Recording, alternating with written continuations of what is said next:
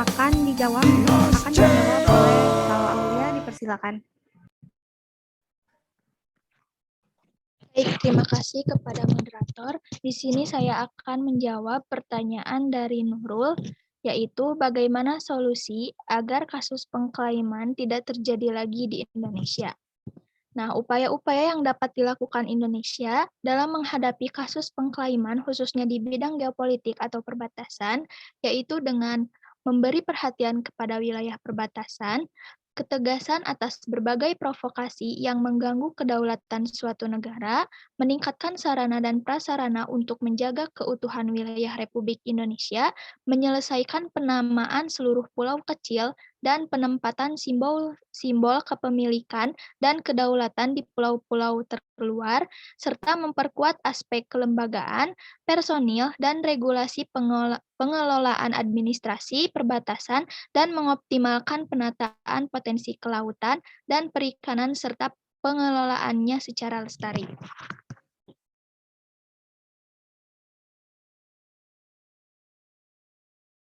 Baik, apakah sudah cukup Nurul Karimah?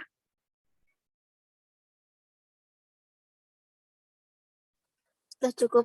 Terima kasih. Baik, pertanyaan selanjutnya yaitu dari Intan. Bagaimana pelaksanaan geopolitik di Indonesia saat ini? Nah, akan dijawab oleh saya sendiri. Setelah disetujuinya deklarasi Juanda oleh forum internasional, kondisi geopolitik Indonesia menjadi lebih bersatu, yakni dengan disetujuinya disetujunya batas garis pantai Indonesia sejauh 12 mil yang asalnya 3 mil dari garis pantai yang menyebabkan kondisi Indonesia terpisah-pisah. Namun, setelah ditandatanganinya deklarasi Juanda, ternyata masih banyak kasus geopolitik yang menyerang wilayah Indonesia, baik itu secara internal maupun secara eksternal. Nah, kita sebagai warga negara Indonesia harus lebih aware tentang kasus-kasus tersebut agar keutuhan wilayah negara Indonesia itu terjaga. Baik, terima kasih. Apakah cukup, Intan? Cukup, terima kasih. Demikian pertanyaan jawaban dari kelompok kami. Terima kasih. Coba untuk kelompok yang tadi, yang strategi mau langsung jawab, tidak?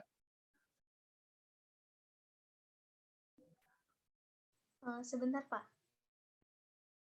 Oke lah, sambil Anda menunggu jawaban, saya sedikit dulu mengomentari ya masalah geopolitik.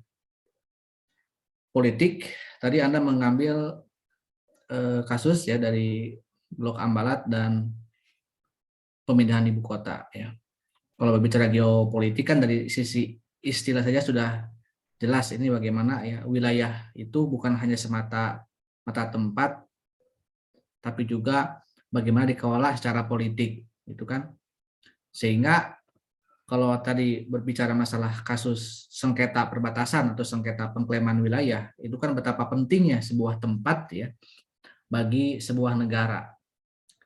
Karena walaupun bumi itu luas, tidak semua tempat di bumi itu dapat ditinggali oleh manusia itu karena kan harus memenuhi unsur ekosistem maupun ekologi ya. Gitu. Dan ketika suatu negara memiliki tempat, kan syarat mutlak ya harus memiliki tempat, wilayah negara itu. Sehingga harus ditata tempat tersebut ya, atau ada politik ruang, ada tata ruang sebuah tempat. Sehingga salah satunya adalah tempat pemerintahan, katakanlah ibu kota. Jadi memilih ibu kota itu bukan tidak semudah memilih pasangan ternyata gitu kan ya. Ada analisis geopolitiknya, apa kelemahan dan kelebihannya, nanti berdampak pada geostrateginya gitu. Kenapa Jakarta atau Pulau Jawa itu menjadi sentral tempat, itu kan ada faktor historis, ada faktor ekonomi, ada faktor-faktor yang secara politik itu dipilih sebuah wilayah itu menjadi ibu kota. Termasuk memindahkan ibu kota dari Jawa ke Kalimantan itu ya, atau dari Jakarta ke Kalimantan Timur itu apakah hanya semata-mata karena Jawa ataupun Jakarta sudah padat dan rawan banjir ataupun rawan macet, sementara di Kalimantan itu masih banyak tempat kosong gitu. Apakah memang sesederhana itu atau memang ada analisis politiknya gitu ya? kalau nanti berdampak pada geostrategi sejauh mana ya, menjamin nggak keamanan dan ketertiban ya, atau pertahanan dan keamanan sebuah negara tersebut ya. Jangan sampai kita memilih tempat yang katakanlah sebatas itu hanyalah kosong, masih luas, tetapi ancaman terhadap kedaulatan negara malah tambah rapuh. Ditambah lagi dengan dampak ekonominya, itu kan, walaupun itu banyak capaian-capaian yang dijanjikan, misalnya akan mencapai target pemerataan pembangunan, peningkatan ekonomi Indonesia di masa yang akan datang, ya. Tapi kan tidak sesederhana itu, yang membutuhkan biaya modal yang tidak sedikit, sangat banyak, dan memang secara kemampuan itu tidak mampu ya. Kalau kita berbicara rasionalitas keadaan ekonomi bangsa kita saat ini, gitu. Nah itu ya. Nah sementara berbicara masalah konsep secara umum ya, yang menjadi geopolitik Indonesia itu kan kita melihat ya, berbicara wilayah kan ada wilayah lautan, ada wilayah daratan gitu ya, yang dimana luas lautan kita itu jauh lebih luas daripada daratan kita. Sedangkan manusia itu kebanyakan kan tinggal di daratan ya. Walaupun luas wilayahnya lebih banyak lautan ya, tidak ada manusia yang bisa hidup ya di laut atau di perairan. Tapi bukan berarti tidak penting ya perairan itu. Tadi disebutkan bahwa luasnya wilayah lautan di Indonesia itu bukan pemisah ya antar pulau dan pulau yang lainnya, tapi itu adalah pemersatu ya, perekat penghubung. Nah, sehingga dikenalah istilah Nusantara ya. Sehingga secara sederhana geopolitik Indonesia adalah wawasan Nusantara ya, karena kita negara kepulauan gitu ya, yang dihubungkan oleh lautan ya, dari satu pulau ke pulau yang lainnya. Nah, bagaimana kemampuan negara mengelola wilayah Indonesia itu kayak yang tadi disebutkan, sudah mulai rapi setelah kemerdekaan oleh deklarasi Juanda ya, yang dihubungkan dengan masalah-masalah perkembangan hukum laut dunia ya, termasuk ya konsep-konsep yang dipilih ya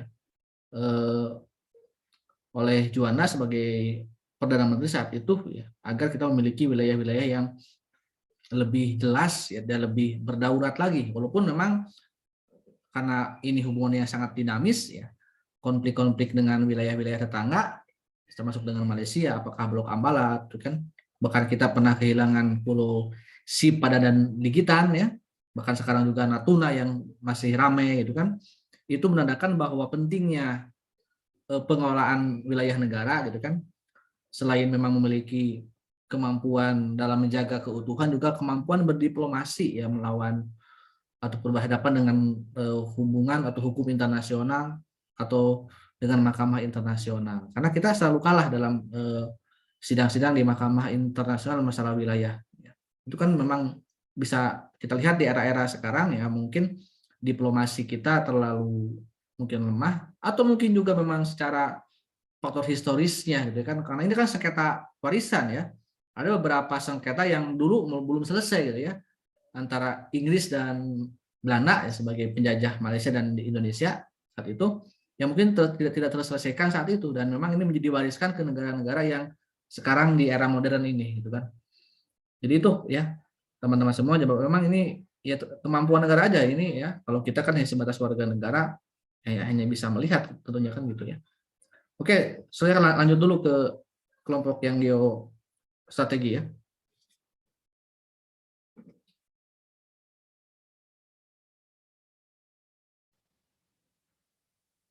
Silakan, tanggapi aja semampunya.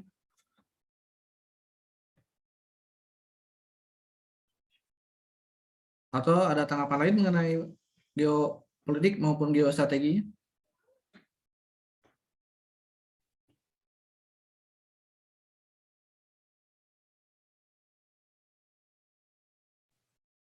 Baik, untuk pertanyaan dari Saudara Ihsan, yaitu adakah dampak penerapan geostrategi terhadap hubungan politik luar negeri, akan dijawab oleh Iva.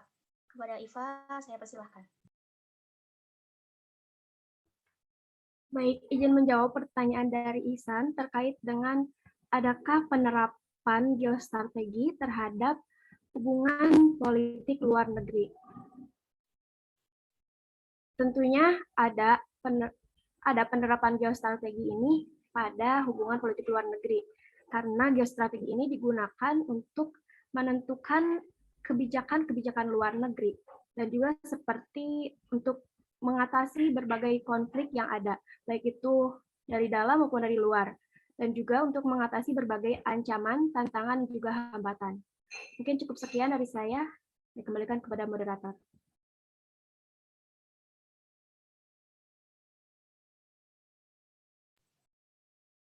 Baik, terima kasih atas jawabannya. Karena sesi tanya jawab telah selesai, izinkan saya untuk menyampaikan kesimpulan dari presentasi kali ini.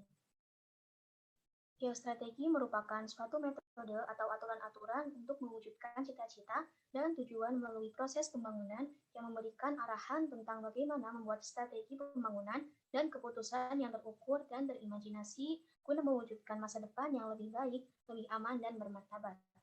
Kesejahteraan yang ingin dicapai sebagai manifestasi dari konsep geostrategi dapat dianalogikan sebagai kompetensi bangsa Indonesia dalam rangka menumbuhkan dan mengembangkan nilai-nilai fundamental demi kemakmuran rakyat yang adil dan merata.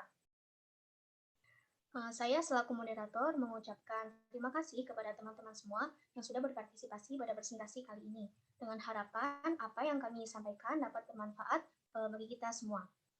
Dan apabila dalam penyampaian terdapat salah kata dan kekurangan, saya selaku moderator minta maaf yang sebesar-besarnya.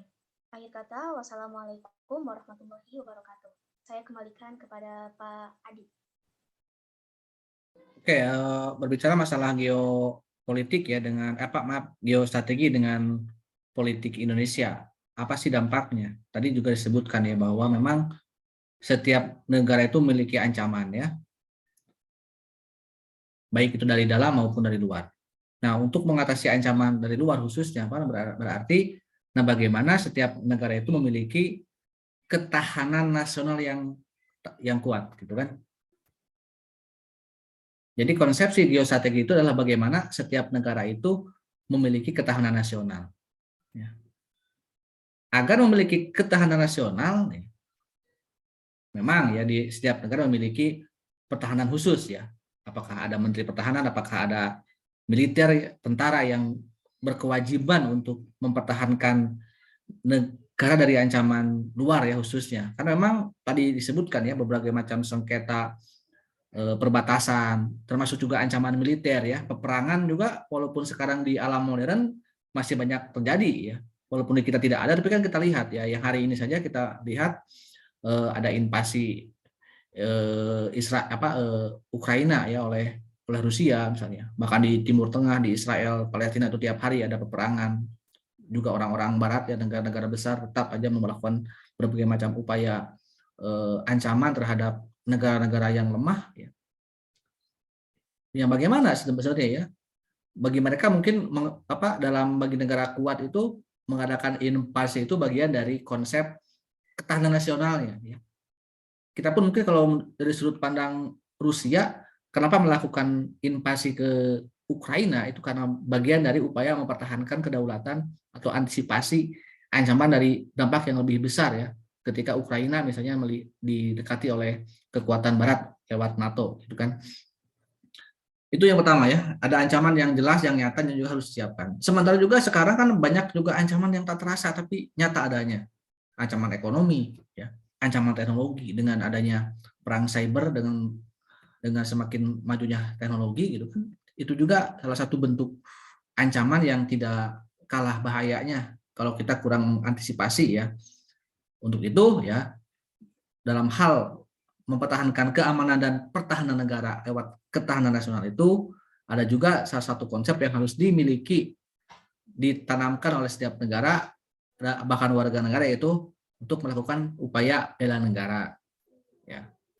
Nah, mata kuliah PKN adalah salah satu bentuk upaya bela negara. Walaupun memang di era sekarang bentuk bela negara di Indonesia itu tidak dikenal dengan istilah wajib militer ya, karena tidak ada undang-undang ataupun yang mengharuskan setiap warga negara itu wajib melakukan wajib militer. Beda dengan negara-negara yang mungkin Anda sukai ya, di Korea Utara, Korea Selatan kan itu diwajibkan untuk melakukan upaya wajib militer sebagai bentuk bela negaranya, karena kan mereka memiliki ancaman yang lebih nyata gitu ya, perang nuklir ataupun perang fisik ya di kedua negara tetangga tersebut.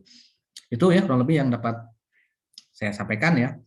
Dan tadi ya berulang-ulang kali Anda harus bisa menyimpulkan bahwa memang konsep geopolitik dan geostrategi yaitu memiliki hubungan ya yang tidak bisa dipisahkan ya. Ya, baik tidaknya sebuah negara dikelola dengan wilayah-wilayah potensi-potensi kekayaan alam, ekonomi dan sosial budayanya itu apakah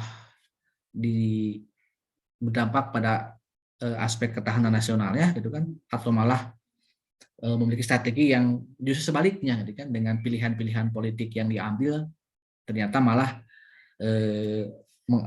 lebih mengancam kedaulatan. Kan banyak negara-negara yang mungkin hancur lebur gitu kan, atau kalah perang, kalah memilih pilihan yang pada akhirnya itu kan malah menjadi malapetaka ya. Ya mungkin kalau seandainya misalnya ini ya contoh-contoh Ukraina itu kalah perang oleh Rusia, itu kan salah satu pelajaran bagi kita ya. Pemimpin itu jangan sampai mengambil langkah ya. Siapa negara yang layak dijadikan musuh, yang layak dijadikan teman, itu juga harus hati-hati gitu kan. Belum lagi ya mengelola di dalamnya kan gitu ya. Karena mungkin pilihan-pilihan politik itu berat gitu ya. Selevel Soekarno saja dulu pernah membawa dampak yang cukup buruk ya ketika dia lebih memilih politik luar negerinya ke blok timur, ke blok komunis ya. Karena anti Amerika ya. Tapi kan kalau terlalu dekat dengan salah satu blok pada akhirnya kan efeknya ke masalah internal itu sendiri ya, termasuk sekarang ya kita mungkin terjebak oleh, kalau kita boleh jujur ya, terjebak oleh hutang Cina, oleh hutang Amerika Serikat ya. Semuanya kita ada jadikan sebagai donatur yang melakukan investasi ke kita, semuanya kita tergantung pada negara-negara tersebut.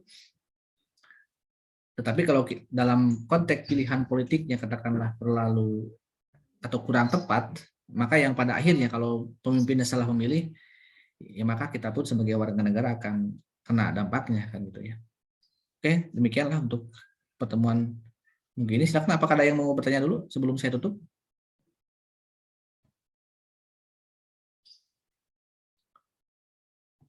Oke lah, kalau dirasa cukup, kita akhir saja perkuliahan. Untuk hal-hal lain sebelum ujian akhir semester kita nanti bicarakan di media yang lain. Terima kasih. Assalamualaikum warahmatullahi wabarakatuh. Waalaikumsalam.